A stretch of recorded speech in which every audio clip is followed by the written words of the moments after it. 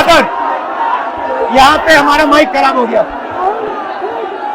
और public meeting करना मुश्किल है। जी बिल्कुल ठीक बात है। तो मैंने सोचा कि हम थोड़ा यूपी के बारे में बातचीत कर लें और आप अपना पर्सपेक्टिव हमें बताइए, हम आपको अपना पर्सपेक्टिव बताते हैं, थोड़ी डिस्कशन करते हैं। ठीक बात है, ठीक बात है। मैं समझता हूँ कि जब माइक खराब हो गया हम दोनों बात करेंगे, वो रिकॉर्ड होकर के जाएगी तो लोग बेहतर और अच्छा समझेंगे और अच्छा रिजल्ट आएगा।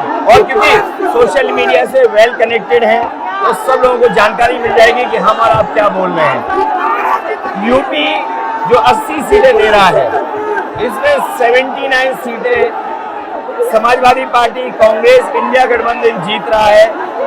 एक जो क्यूटो है उसमें हम और आप लड़ाई में हैं। और इस बार क्यूटो नाम कैसे जापान वाला ही है ये क्यूटो, क्योंकि जो प्रधान सांसद हैं उन्हें सपना दिखाया था काशी के लोगों को कि दुनिया की सबसे बेहतर सिटी बनेगी क्यूटो। तो क्यूटो बनी नहीं बनी काशी के लोग ये तय करेंगे और फिर वोट डालेंगे। तो इस बार मन मर्जी नहीं चलनी है, मन की बात नहीं चलेगी, हमारे आपकी बात और 140 करोड़ लोगों की बात और संविधान की बात होगी। और आपने देखा, हम सब ने देखा कि यूपी को नरेंद्र मोदी जी ने बेरोजगारी का सेंटर बना दिया और इतनी बेरोजगारी की है, ये जितने बच्चे दिखाई दे रहे हैं ये वो लोग हैं दिखाओ जो अग्निवीर या पेपर लीक जिसकी वजह से उन्हें नौकरी नहीं मिली है और ये सब रोजगार नौकरी चाहते हैं। बीजेपी ने जो झूठे सपने दिखाए थे इन्वेस्टमेंट मीट के, जो झूठा सपना दिखाया था डिफेंस एक्सपो का, जो सपने बेचे थे G20 में, लेकिन इन नौजवानों को न नौकरी मिली न रोजगार मिला, आज ये खाली हाथ हैं।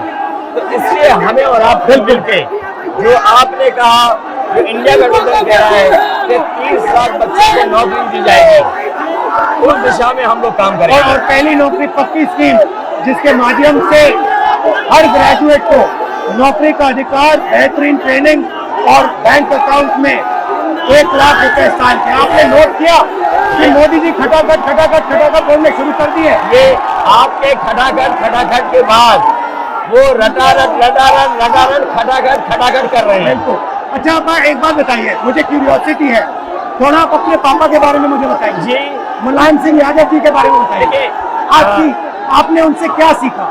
नेताजी और उनके साथ के लोग बिल्कुल जमीनी राजनीति करते रहे।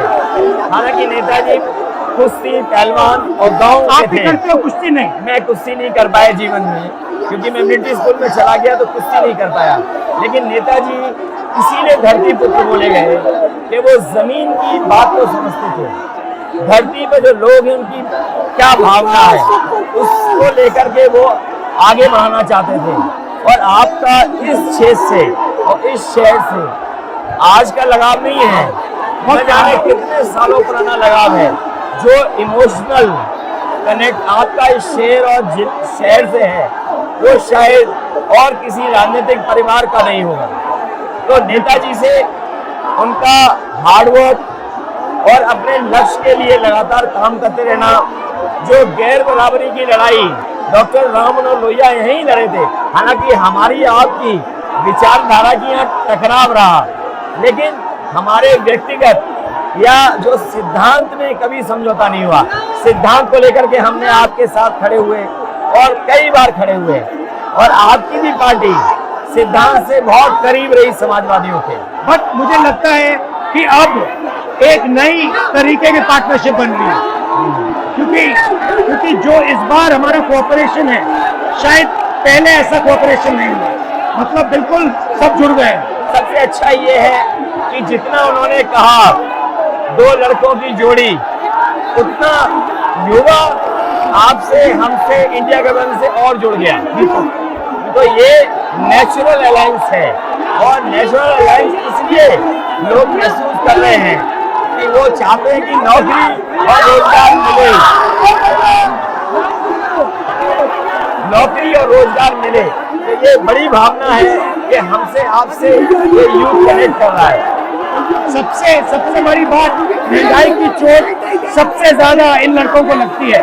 हमारी थिंकिंग है और आपकी भी है कि ये जो 22-25 लोगों को नरेंद्र मोदी जी ने पूरा का पूरा धन पकड़ा है, उसको ठीक करने के लिए जो हमारे युवा हैं, माताएं बहनें हैं, उनको डायरेक्ट बैंक अकाउंट में पैसा देना है। देखिए, ये जो लोगों के पास पैसा पहुंचने से जो अर्थव्यवस्था को लाभ मिलेगा, मैं समझता हूँ इनका भाग्य भी बनेगा और देश की अर्थव्यवस्था ही बेहतर होगी।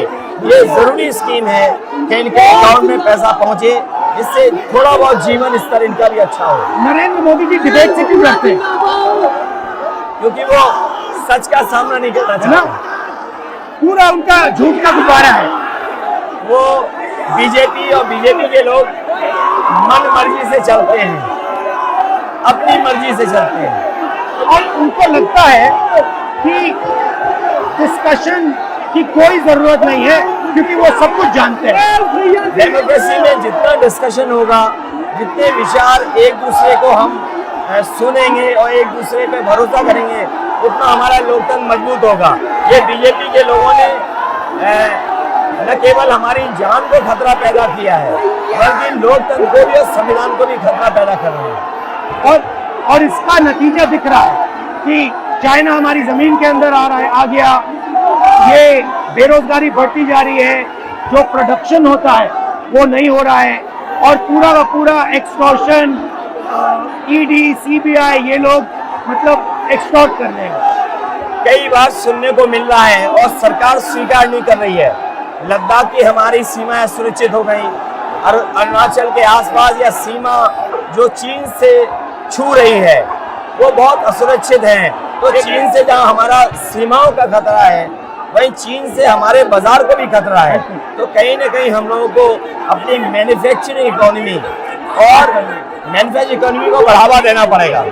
और ये जो स्कीम्स है, पहली नौकरी पक्की और महालक्ष्मी, ये मैन्युफैक्चरिंग सिस्टम को, इकोनॉमिक सिस्टम को जंप स्टार्ट करने के तरीके हैं। ये बहुत अच्छा जंप स्टार्ट होगा। इसको अगर फोकस होकर के आईआईटी, पॉलिटेक्निक, इंजीनियरिंग कॉलेजेस को, इन सबको इकोसिस्टम में ला करके मैं समझता हूँ युवा नौजवानों को अच्छी नौकरी और रोजगार मिल पाएगा। और हमारा लक्ष्य है कि सब, हर जात को भागीदारी मिले, स्पेस मिले, हर इंस्टीट्यूशन में, बिजनेस में, एजुकेशन के सिस्टम में।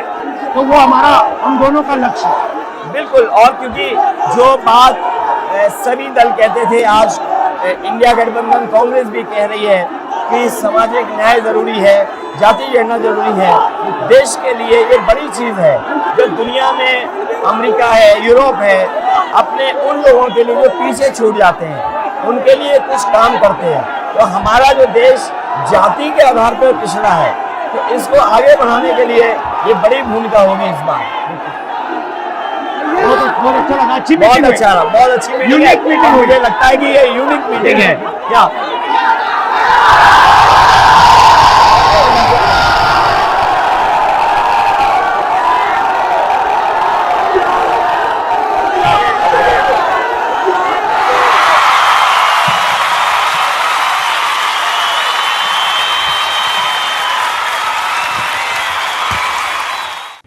और आप हमसे जुड़े रहने के लिए सब्सक्राइब करें YouTube पर, फॉलो करें Twitter पर और लाइक करें Facebook पर। और ज्यादा जानकारी के लिए आपको टाइप करना होगा सिर्फ न्यूज़ नशा।